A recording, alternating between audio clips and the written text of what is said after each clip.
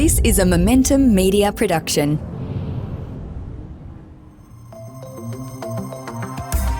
Welcome to the Smart Property Investment Show, the podcast by investors for investors. Good day, how you going? Phil Tarrant, host of the Smart Property Investment Show. Hope you're well.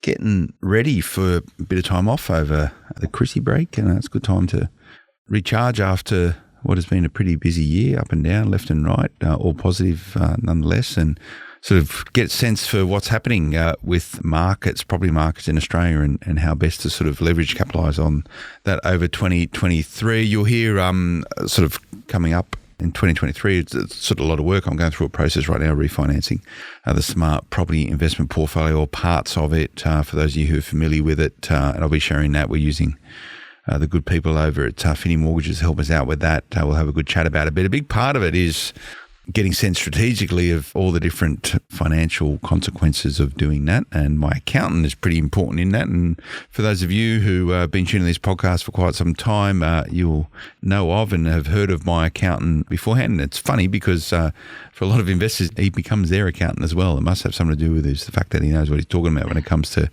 property. That's Munzurul Khan. So stand by for a discussion with me and him around the Smart Property Investment Portfolio, what our plans are for it, and this sort of process we're going through.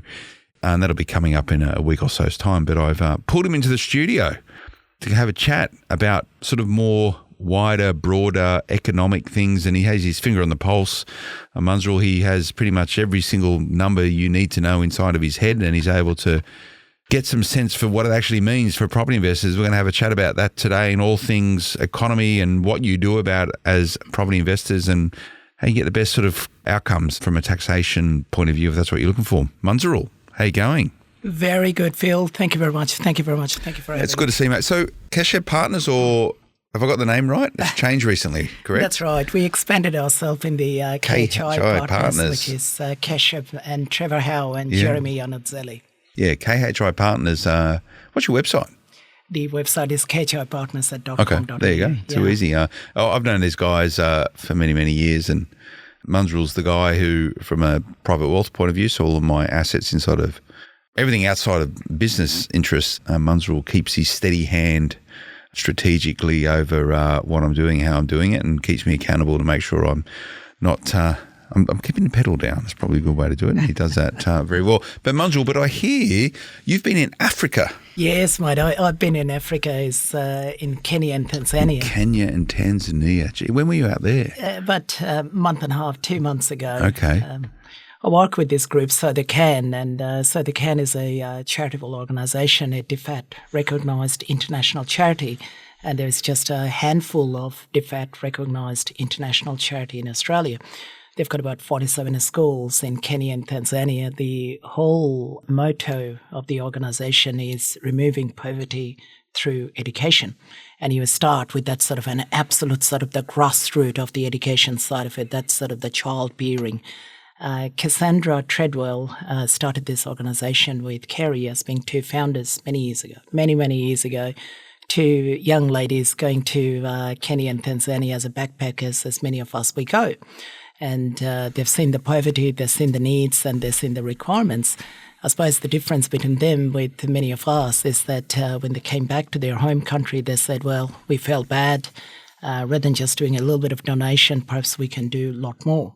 So Cass changed her career, and she was a medical legal service, and she changed her career, moved into So They Can, created this organisation after about 14 years or so. Is that it's a massive organisation, 200-odd employees, full-time, part-time, 47 in school. There's about 16,000 plus kids that they look after. Wow, God. And is that your first trip to Africa? Have you been? It has been the first trip. So it was confronting, and it was learning, and it was soul searching in many ways. Yeah. So how long were you on the ground out there? Well, I was there for over 2 weeks. Okay. Wow. Yeah. Just travelling to all the different schools and. That's right. Yeah. That's right. So about 2 weeks, and we sort of travelled with all the different schools, and So they can do so much more. So schools is sort of a start, and then it sort of goes into different level of community in terms of the community strengthening, in terms of community sustainability, and in terms of community perpetuity, so much more.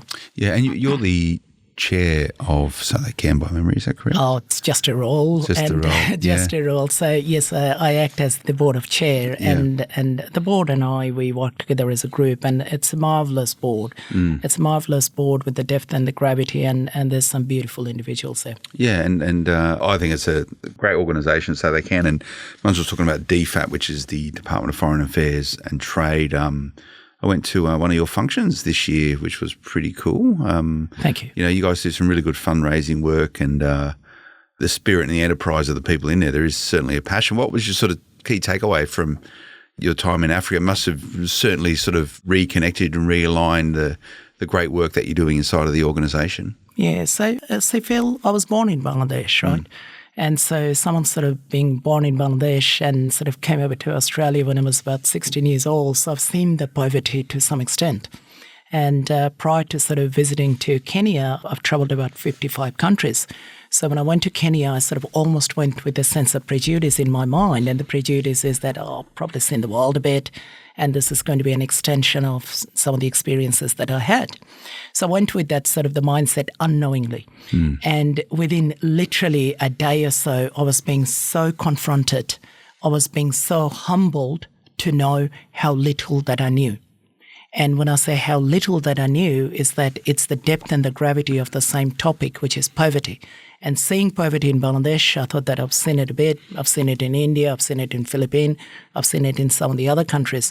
But going into the rural of Kenya, I have seen that absolutely uncompromising poverty, right? That poverty with sort of that level of almost that conviction of that poverty, which is uncompromising, unsacrificing. I have not seen that anywhere else. And the challenge with that poverty side of it is that many of the things that we take it as, I suppose, the day-to-day that we say that is normality and that is what we do and these are the ethics and the principle and sort of humanity, so to speak, is that in a country such as Kenya and Tanzania, I'm generalizing, in a country such as Kenya and Tanzania, some of those ethics that one sort of question that whether they can almost afford to have it. There seems to be almost a monetization with some of these ethics, which is hard. To give you a different example, right? I mean, I looked into a 16-year-old child as an example with a 4-year-old child.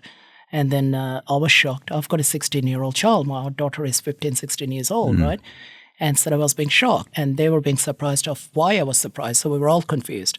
And then I was being taken into this community where all the kids of sort of 13, 14, 15 years old, they all have kids, right?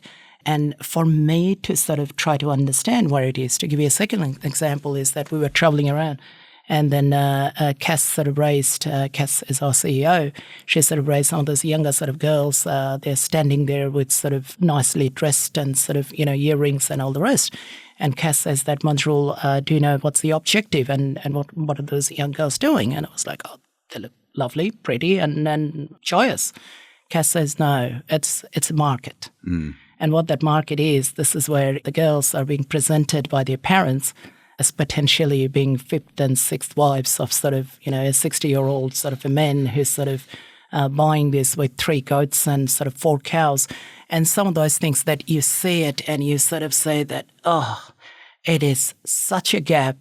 And surely for all of us living in Australia, in a country which is, it's not only OECD, it's one of the richer countries on the OECD, and we're living in a generation where we are so wealthy and we're blessed, surely we can do so much more. So it was confronting.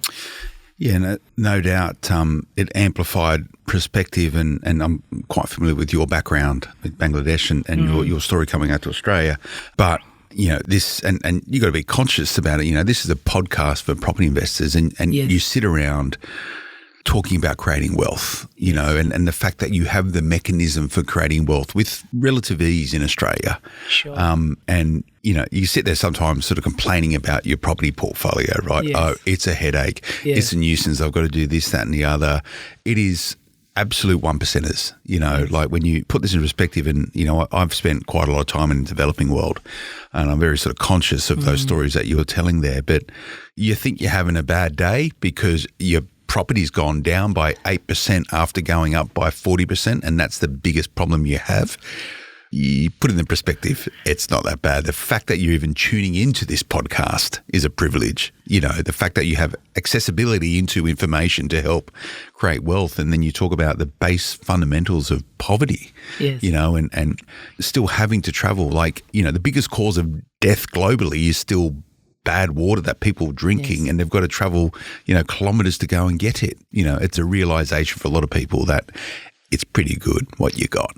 But just to give you a very quick two example is that it's very, very, very common in places such as Kenya that the people sort of mum with sort of one or two kids on their laps sort of walking about 10 to 12 kilometres and then each way and then waiting about 12 hours on the waiting room just to see a GP equivalent in Australia. Second example is that we went to this school and we've seen that the school was being taken away by fresh flood. So last about 2.5 years, 3 years, they're all sort of, there's about 1,200 students, they're all sort of being in the outdoor and classroom in the outdoor. And what I've noticed is that after every few minutes, what they do is that all the students, as sort of almost as a routine, they get up and they sort of almost unturn the stone that they're sort of sitting outside. And when I sort of asked this question, that what's, I suppose, the ritual or the habit, and I was being told it's not a ritual. All they're double checking is that whether there are snakes underneath, because the snakes do come in. So that's sort of become part of it. So how easily it's being said and portrayed to, and the gentleman just said it and passed away because that's just a pretty normal thing to say. And I'm standing in here and I'm being horrified of having 1,200 kids and any of those kids could be bitten by a snake. So those things that we see in Australia. So you're right, Australia is such a lucky country, and unless and until we sort of travel around quite a bit, I mean, we know it, but do we really know it? Yeah, and to be fair, we have, you know, poverty is still an issue here in Australia in itself. We have communities which are below the poverty line. Sure. You know, you don't need to look too far out of Australia to consider a lot of the same challenges and fundamental issues which shape. There is still a lot of the world that lives on less than $1 or $2 a day, right? Like True. you put this. How do you rationalise it? You know, because you're successful in business and you've worked bloody hard. You know, and I'm quite familiar with your story, but. You know, you're a property investor, you own a lot of property and, you know, I won't go into that. But how do you rationalise the wealth versus, you know, how everyone else how a big part of the world lives? But such a good question, such a really, really good question. At the same time, it's such a difficult question, right? I'm a strong believer that you give it a go, right? It's about that consistency and that persistency of that sort of an action taking. I'm a real big believer of dream and actively dreaming. Success to me is a component, 3 different components, right? So we got to start, in my mind, is that an active dreaming. And the dreaming needs to be almost a blue sky dreaming, right? Dreaming needs to be something that we sort of almost don't know how to get there initially, right? Where we're extending our mind. And then once we do that active dreaming, is that we got to believe it within our own mind that we will find a way to make it work. Now, that may take a year, that may take 20 years, but we will find a way. We will be on a journey of achieving this. And as soon as we have the dream, we've got the belief, if we follow that through with a lot of action, it does happen. I mean, we came over to Australia, as he said, is that we came over to Australia with nothing, right? My parents sort of came over, we lived in the Salvation Army furniture and my parents had only about 2,000 Australian dollar. It's the first generation wealth and all the rest of it. And the country has given us all of those opportunities because we placed ourselves in the open world, right? We implied ourselves, we worked hard, right? So anyone who works hard in this country, you do have an opportunity. And then the second part of that equation is that once you reach into a certain layer, then you sort of look back and you say that, well, Phil, you know, everything is perspective, right? We all need a bit of money to maintain a lifestyle and do a couple of things as we wish to. How much do we need? And what is, I suppose, is that threshold where we say that, look, we're being blessed. And when we reach in there, the question comes in is that whether we contribute a bit to the community. Yeah, and it's nice where you can to give back, and I know that's a big part of your philosophy, Munzurul, and, you know, but that sort of mindset and attitude is largely accessible to most people, you know, and your version of success is going to be framed by what you're doing in life, where you live. It's a lottery just getting born in Australia. And I think the great story of Australia is that we are a nation of migrants. You know, we're an absolute nation of migrants. And, you know, there have been different tranches of people to call Australia home over many, many years. You know, the first lot, you know, we're very conscious of our Indigenous history, 40,000 years of continued sort of connectivity with Australia. But, the first lot were convicts and, then there was free settlers, and then we've gone through, as a result, largely of opportunities in Australia, gold rushes, for example, and utility has born in new sort of cadre cohorts of Australians. And then, unfortunately, conflict has been an enabler and, shaped change in Australia positively. We've had, our Greek and our Italian migrant communities coming after the Second World War. We've had other conflicts, other sort of distress globally, which has empowered Australian migration. I think of our Balkan community after the Balkan Wars. I think about the Vietnamese community coming subsequent to the Vietnam War. Then we have more organic migration, Bangladesh, India. India now as the subcontinent is one of the largest providers of new Australians. What a great story. And if you embrace the mindset that you're talking about there, you're given an opportunity in Australia. And, we're all about, how do you use property as an enabler for supporting change and growth? And the good thing is it's accessible to most Australians. And that's a great thing. One of the reasons why we do this podcast. But to close the loop on So They Can, I think it's a great organisation, and they're all about empowering, from what I understand, empowering females to be more decisive in their decision-making and that sort of generational continuity of empowerment. So empowerment through education, empowerment through financial literacy. And I know you're a big fan, and we've spoken about this sort of length, sort of microfinancing, all of these mechanisms now to help people who embrace that mindset, that they might frame it as in, hey, if I can make $5 or $10 a day, is their view. Whereas, property investors might be like, well, I want a passive income of like $1 million, like horses for courses, right? You can't really pull the things together, but go and check out So They Can. It's a great organisation, and Munzurul, I know they're very appreciative of the work that you do inside of it. Just Google So They Can, and they're always doing fundraising stuff. If you feel like you'd like to contribute to that, I'm sure they'd be more than happy to have a chat with you, small or large, and they do a lot of fundraising stuff. But, if you sort of want to embrace that mindset of empowering people through financial education, and we're all property investors here, give it a red hot go. Munzurul, I want to pick your brain on what's going on with the world right now. We're just going to go to a break. Stay with us. Back in a moment. Welcome back, everyone. Phil Tarrant, host of the Smart Property Investment Show. I'm having a chat with my accountant, Munzurul Khan from KHI Partners. Munzurul's been a driving force of the Smart Property Investment portfolio for many years, and we'll have a chat about that in another podcast. But Munzurul, we haven't caught up on this podcast since we went down this pathway of rate rises. So it's a very different environment. We've gone from record low interest rate emergency levels, 0.25%, 8 consecutive rate rises, Munzurul, fastest growth in at least in our lifetime, to 3.1%. My readers has probably got a bit more in it. I reckon we're going to get about another 50 basis points over the coming period. I think you subscribe to that, probably 25 basis points in February and March. But Munzurul, we're in this break, this hiatus right now. The Reserve Bank doesn't meet in January. They're on holidays like the rest of Australia. So the first time they get together back is in February. Now we're going to have 2 good, strong months of data. Normally it takes time for these interest rates to flow on. Mate, give me a sense for what you're seeing right now when it comes to this interest rate cycle. And no doubt you're not going to be a pessimist. You're going to be an optimist about it, is the way you're going to frame it. But give me a sense, how are households going with this right now? You've got your finger on the pulse for a lot of people's finances. Are they starting to tighten the belt? They are indeed. So what I would do is, Phil, is that I might give a whole lot of statistics of all those sort of different numbers, where the numbers are and so forth. And many of those, perhaps it's to some extent is a gibberish unless you can put together all of those numbers and say, how do you make sense out of it? So we start with the numbers and then we try to bring in sort of the general commonsensical view. So we start all the way to the broad and we go back to some of the OECD countries, and the Reserve Bank minutes, it sort of says that the OECD countries are expected to have much lesser level of growth than what OECD countries initially estimated. So the growth prediction is to reduce to 0.8% or so, as opposed to 1.6 as initially expected. Then we look back into US as an example, that Australia, we always look into US and we say whether we take some guidance, right? So US, you sort of next year, the expectation of growth is only about 0.5. US unemployment rate is still sitting about 3.7%, and US inflation is depending on which inflation we're looking at, is about 8% or so, right? We look into UK and some of the Europe as an example, that UK, it's sort of expecting to be in recession next year, right? About 0.4% or so is the prediction.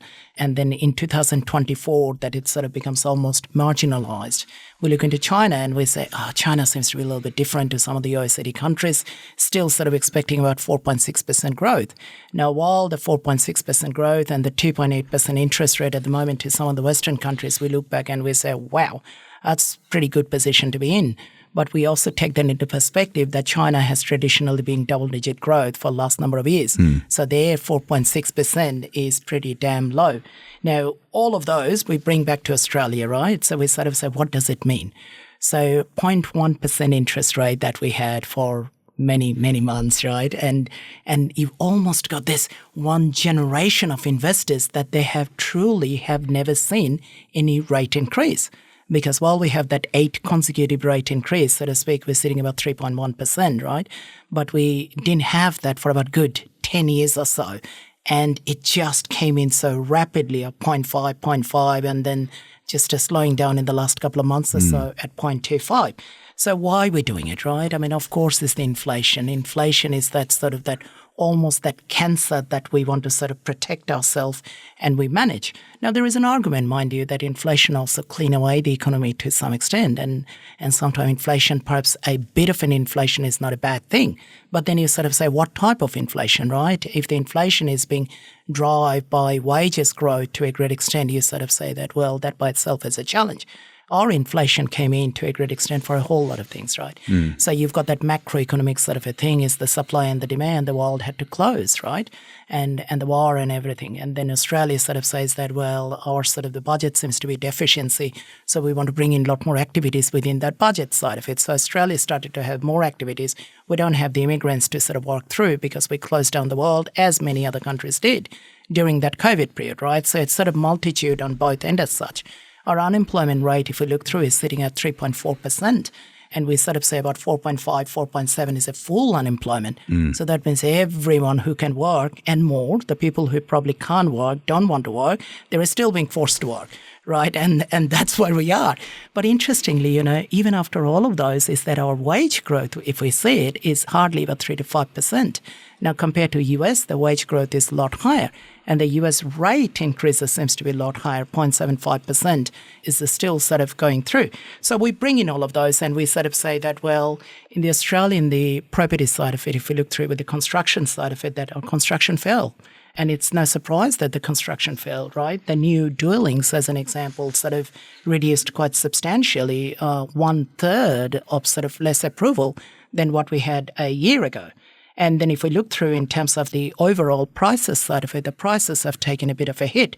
So all of those things, right? What does it mean? All the sort of a gibberish of sort of a statistics, what does it mean? Does it really mean that it is such a doom and gloom? And you know what? It isn't. And the reason I say it isn't, because on the other side of the spectrum, you've got the rent increase. And the rent increase seemed to have increased about 10% or so. And it's more of a catch-up of a rent increase because as you and I investing number of years, we know that some of those rents really hasn't increased for a good period of time. And if we look through in the basic term in Sydney, getting a 5% return, gross return at the moment is not really uncommon. You look into many of the areas of 5% gross return. I look back to myself and I say that, well, when was the last time that I seen in Sydney as a 5% gross return? You know, the old thing which we used to say, $1 for $1,000, that's sort of the right market, which is 5.2% return. And last time I've seen 5% return in Sydney was about 10, 12 years ago, right in the middle of the GFC, which was about 2010, 2012 from memory. And then if we look back, we sort of say that, well, my first investment was back in 1999, and my very first property was about 7.5% return, which was very common at that stage. Interest rate, mind you, at that stage was about 6% as well. That's their standard interest rate, not the RBA's interest rate, right? I've just recently purchased a property in Berkeley and a house with a granny flat, nothing too fancy. $835,000 is the purchase price, and the rent is about $1,000.05. Now, when I look back and I say, that's a 6.25% interest. So what that means is that if I bring in all of those, is that there is no doubt, Phil, that we are going through with a transition where there is a lot of doom, gloom, confusion, challenges, questions. If we look through the household cash as an example, one of the things what RBA tried to do is to take away that cash from the household. So we stop spending. Our challenge is that we can't seem to stop spending, right? But if you look through the statistics say is that if the interest rate goes up to 3.6, 3.5, 3.6, at the moment 3.1, right? So another 2 lots of 0.25, is that about 15% of the household will have no savings. And you would have anywhere up to, say, 90% of the households where the savings will drop anywhere between 40% to 70%. So what that means is that we're almost getting at the bottom of that sort of taking away that sort of the households sort of the cash. Now, yes, we can see that 0.25%, it's slowing down. So where do we see next year, Phil? Exactly as he said, that we really need to look through the data of December and January if we want to make the decision in February, right? Because it's a bit of butterfly effect. But what we've been hearing from RBA, mind you, RBA got it wrong in the past, right? And got it very wrong in the past.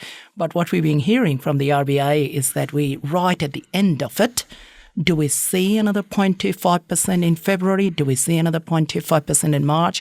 There is a good likelihood. Do we see that, another 0.5 is sort of almost the top of it? Do we see ourselves in, say, June or so that we would look back and we sort of say that, well, next move is potentially as a move down, potentially all of the above. So in my mind, Phil, as a property investor, I say that between now till April to June is genuinely a good time for a very structured, strategic and calculated buy where your cash is the king. And as long as both the cash flow and the cash is in our hand, I think next year is a year of opportunity, my mind. Yeah, and I completely agree with you. And what you've seen Munzurul do there is what a good accountant would do. There's two sides to the ledger. There is, okay, these are all the potentially bad stuff, and this is all the good stuff. And Munzurul always sees everything in the black. So, despite the challenges, the opportunities always outweigh it, and that's your mindset, that's your philosophy, and that is an approach that you've embraced building out your own property portfolio, but which you encourage also in the clients that you work with, right? Like, be comfortable with the facts, be comfortable with the environment you operate within, and you can't change a lot of those things that Munzurul spoke about, but what you can change is how you respond to it in a positive way. Yeah, and I think one of the things, Phil, that with sort of all the clients and the audience side of it, right, a potential challenge next year is that many of those fixed rates, which sort of people having that 1.75, 1.95% and all of those, right, those fixed rates sort of expiring. So one got to be careful at this point of time. There's no question, right? You got to be careful and you got to look through all of your cash flow side of it. But as long as you're comfortable with your cash flow side of it, as long as you look after all the loose ends, such as are all of your rents being increased to a level that where it is, as long as you look into your finance side of it as an example, because one of the statistics shows that we had 70% more of refinance in the month of October, as an example, compared to the last year of October. So what that means that the banks are willing to look into quite a bit of refinance. They need to get the market share, right? Look into your interest, look into the rent, look into the cash flow. And if all of those equations works through, then it's time to do something. Yeah, it's and this is what you do is the big question. And let's have a chat about that. We'll just go to another break. Stay with us. Back in a moment.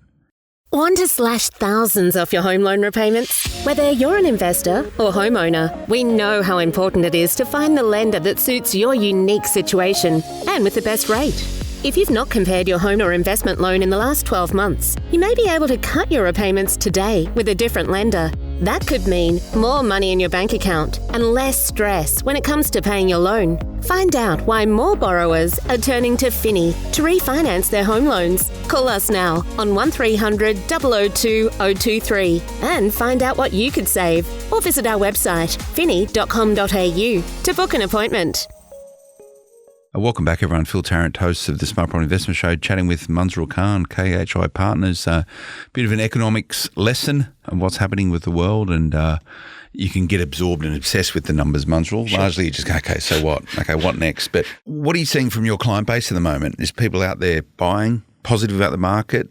They probably have an acceptance that we're still at low interest rates where we are right now. If you've got an interest rate with a 4 in it and a 5, you're still below historic averages of where interest rates are. So, the mainstream media will beat up property telling us that it's softening rapidly. If you look at pre-COVID levels versus where they are right now, most locations, a lot of capital cities have sort of got 30, 40% growth and have come back sort of 5-8%. So at the end of the day, you're still 25% ahead of the game, you know, in terms of property price growth. That's a good asset. That's good growth, right? Absolutely. And Phil, if we look back through the whole sort of the cycle, right, very often we sort of say whether the cycle sort of last anywhere between 7, 10, maybe 12 years, and in some sort of remote circumstances, whether it's 15 years. And within that cycle, you've got that 3 separate division. You've got this sort of price growth, and you've got the price correction, and you've got the price stagnation, right? And all of those 3 phases is history sort of repeats itself. And if we look back to all the different sort of the previous cycle, when I say all, number of previous cycle, we sort of see that out of those 3 stages of growth and a stagnation and price decline, it's a price decline which is generally the shortest of the period of time. It's anywhere between 12 to 18 months from a historical, right? And then you look into that price growth and you sort of historically sort of have anywhere between 2.5 to 3 years. And you look into the stagnation period is that unfortunately that's sort of the longest, and that's sort of anywhere between 5-7 years or so, that it sort of really doesn't do a lot of things. It sort of gets the rent to catch up, and the more sort of the immigration coming in and population grows and the demand gets created and things sort of start as such, right? And in our price decline side of it, we are well over a year now, right? We're sort of well within that sort of 12-month, 18-month that we're going through. Do we have another 4, 5, 6 months of price potential correction? Maybe. Are we getting at the tail end? It is. What am I seeing with many of my investors? Different level of investors, right?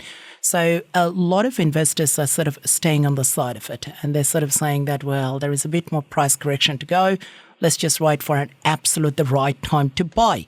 While the concept is right, that you really would like to buy absolutely on the bottom of the cycle, the challenge is that it's so hard to know exactly the bottom of the cycle. You sort of know roughly where you are close to it, and we're probably not very far from it now, my view, but do you really know absolutely the bottom of the cycle? And the risk of getting absolutely at the bottom of the cycle, if you miss it by a couple of months, is that you could miss it quite significantly. So what my sort of a mindset is that it's not so much you always buy how you buy it and so forth. You got to look through the underlying science behind it, right? Whether the numbers sort of make sense, both from a cash flow as well as growth side of it. And by taking that into account, take out all the economic noise, all those sort of macro things are important. What does that mean from my particular circumstances? So if I just give a very simple analogy as an example, that if someone has a 20% salary increase, then yes, you take that into account, right? And it has got no bearing with that sort of macro interest rate sort of an increase. Does that give you more servicing ability?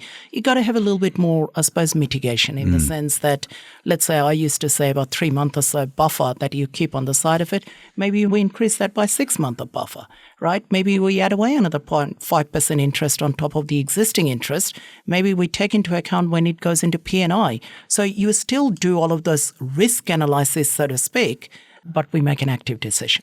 So what represents good buying at the moment, Munzurul? Very open question, but... Very, very good question, right? I think in my mind, I sort of say quality, right? Quality, that one cannot compromise the quality at all, right? And quality in my mind means the location. Quality in my mind means the manufacturing growth potential.